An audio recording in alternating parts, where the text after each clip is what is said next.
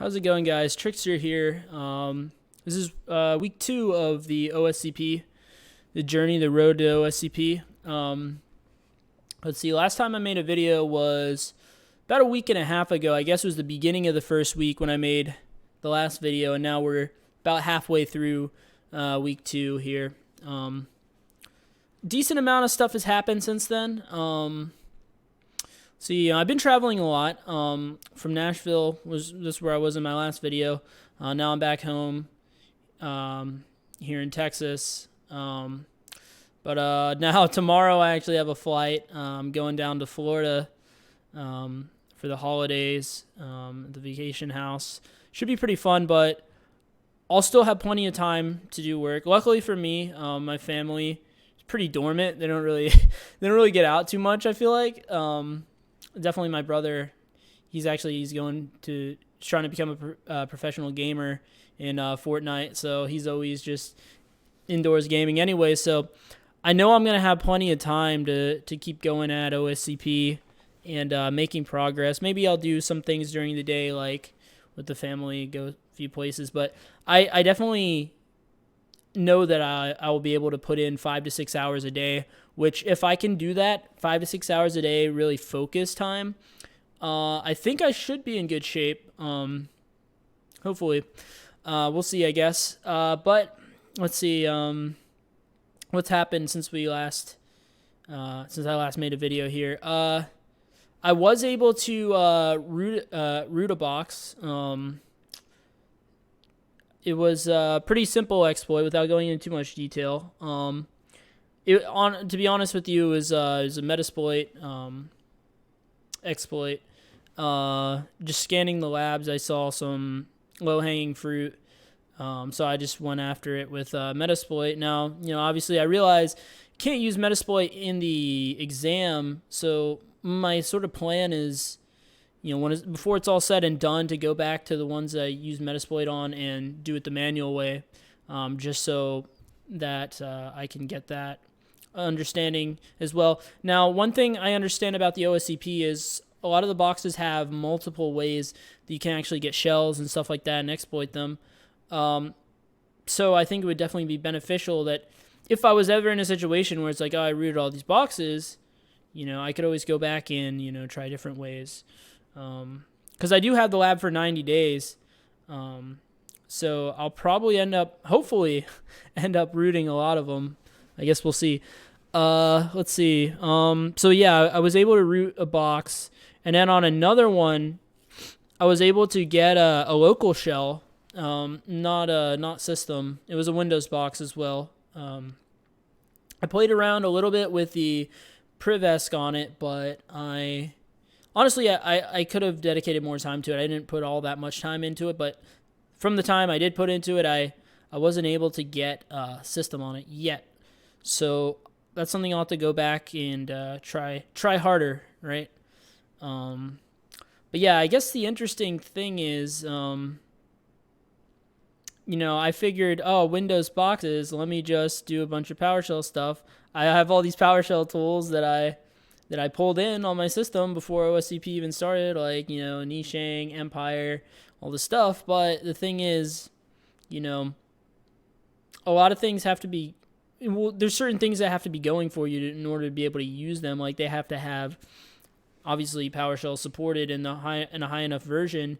If you, particularly with certain OSs, the older Windows ones, they don't necessarily have PowerShell, because remember, PowerShell just came out in the Windows 2008, Windows 7 era of things. So if you're dealing with Windows XP, Windows 2000, Server 2003, 2000 even, obviously that's not going to have PowerShell. And even here's another thing I guess to consider is, even if it has PowerShell, there's multiple versions. So if you have like a version 2, there's certain commandlets that haven't yet been added that maybe they're part of your script, and now like your script breaks because you don't have all the commandlets, all the functionality. Like for example, like the when you're talking about PowerShell version 2, the invoke web request commandlet doesn't exist. So that's basically, if you're not familiar, invoke web request is like wget in Linux. So you ever used wget before to pull things down over HTTP? It's basically the same thing. There's actually an alias in it also that you can use for PowerShell. You can type wget, and it's basically an alias. It's like a function rather than a commandlet to get into the fine detail. So there's probably some nuance and with the differences and all that. But basically, yeah, they work the same. But if you have PowerShell 2 and not 3 or later, then you can't. It doesn't have that commandlet. So. But of course, there's a lot of ways to, transfer files between systems like FTP and stuff like that. So there's ways around it. But that's just one example of, maybe some of your PowerShell scripts don't work. So a lot of the privesc is you're going to have to find other ways in those cases. Now, obviously, I'm sure some do have PowerShell. Some are like Windows 7 or, later versions like Server 2008 and stuff like that, or even newer versions of Windows.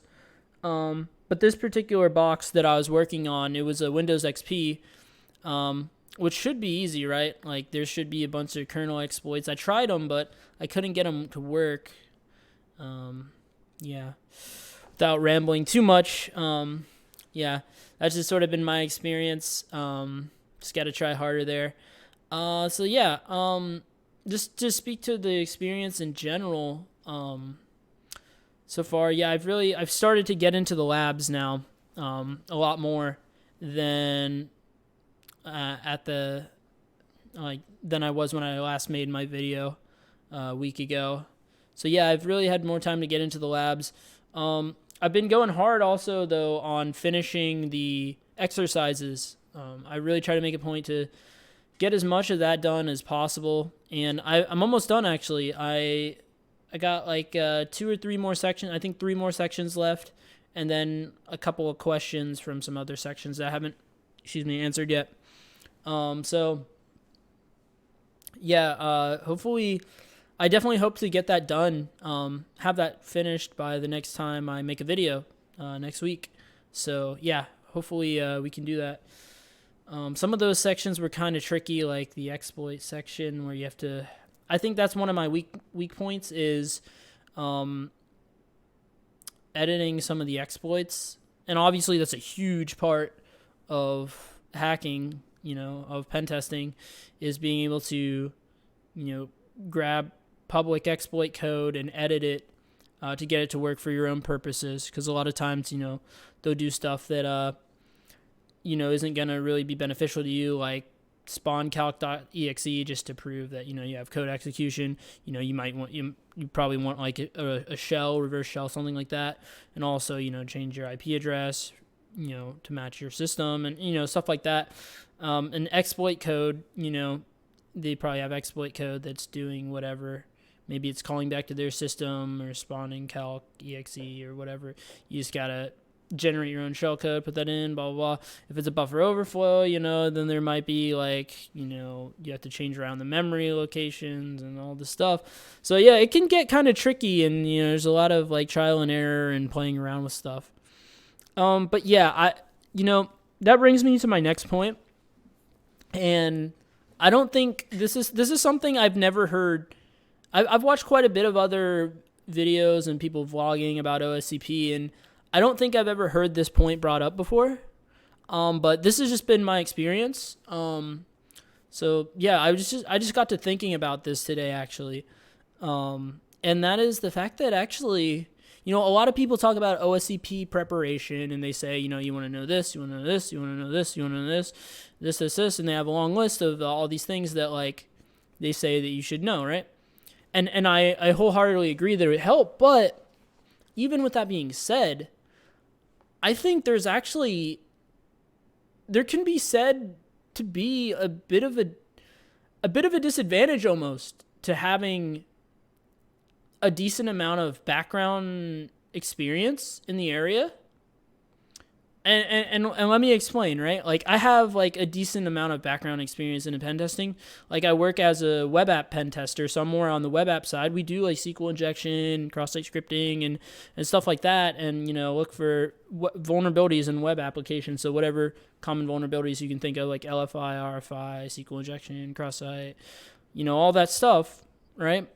And we even have some time to even do manual assessments where we actually get to go at boxes, kind of like OSCP style, right?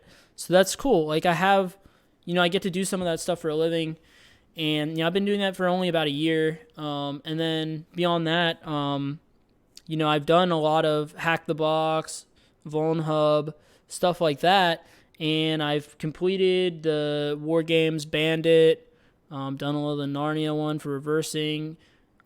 Even in my previous job, I worked as a backup and recovery administrator. I got to use a ton of Linux, write a bunch of bash scripts and stuff, so I'm really comfortable with that. All this stuff, there's a lot of stuff that I'm really comfortable with, but I realized that I haven't actually been in this position before that I'm in right now. And by that I mean that position where things are hard. Like, I don't have any solution I can look at. Like, when I was doing Hack the Box, I was doing the retired boxes, just watch the IPSEC videos, sort of go through. Now, don't get me wrong, I learned a lot from that, but OSCP is teaching me something different so far, I would say. Like, OSCP is teaching me that it's not always going to be comfortable, and I need to be more comfortable being uncomfortable, because to try to figure out, to bang your head against the wall with some of this stuff and try to figure it out, it's not comfortable, and it's not supposed to be, right? And when you're, I'm sure when you're out there on the job, on an engagement, it's not always going to be very clear cut on what you should do, and it's not always going to be comfortable, but it's really important that, you get comfortable in these situations, right? And you get used to it. So here's where I say that a bit of a disadvantage might actually come into play. Because all this time I was so comfortable with the pen testing stuff, just like reading guides, watching tutorials, and just doing all this stuff on my own, just all this stuff, and like, watching, having the guidance of like the solutions in front of me. I've never been thrown in a situation where it's like, okay, well, I guess maybe some on the manual assessments at work, but even those, we have people we can work with. But I've never been just thrown in a situation and be like, okay, you have no solution, you have no anything, you just got to figure all this out on your own. So this has been an eye-opening experience for me, for sure. But I would almost argue that had I come in with way less experience, right? Had I come in with like hardly any prior knowledge, I would expect that every little thing would be like, I'm going to have to research this. I'm going to have to really understand what's going on by reading all these articles. I'm not going to have the prior knowledge to be like, oh, I already know how to do this. Let me just do this. Because that's how a lot of the things have been in the, like, for example, the exercises. I'm like, okay, I already know how to do this. Let me just do this. Whereas, and they kind of, hold your hand on that too, right? But, a lot of the stuff, even, like the lab stuff, there has been things I know how to do, but then there's been things I don't know how to do, and then that sort of breaks the flow, and it's like, oh man, it's like if I've never been put in this situation, so it's kind of hard for me to, like, I almost get discouraged a little too easy, I feel like. Just like doing the labs, it's like I can get discouraging sometimes when it's like, I don't know if I'm going down a rabbit hole, I don't know if I'm like, I don't know, like, if I'm going to be able to figure this out, it's like, but had I come in with like less prior knowledge and that expectation, more importantly, that expectation that this is how it's going to be. Now, don't get me wrong. I wasn't expecting to just come in here and just have an easy time. I knew it was going to be hard, but I'm just not used to working through that, all on my own. And this is a good opportunity for growth and for learning. So yeah, we're just going to see how that plays out, how that unfolds. I plan on going at the boxes 5 to 6 hours a day. I actually started like timing myself like on my phone and everything just to make sure like that I'm like full focus for the 5 hours or whatever. But yeah, I will talk to you guys next week. I'm going to keep going at these boxes, hopefully finish out the lab exercises, and yeah, I'll let you know my experience so far. It's been a bit of an eye opener, for sure. I definitely expected it to be hard, but it's hard in a different way than I thought. But yeah, we'll talk next week, and yeah, guys, have a good one. And if you're going for OSCP, good luck to you. Yeah, talk to you later.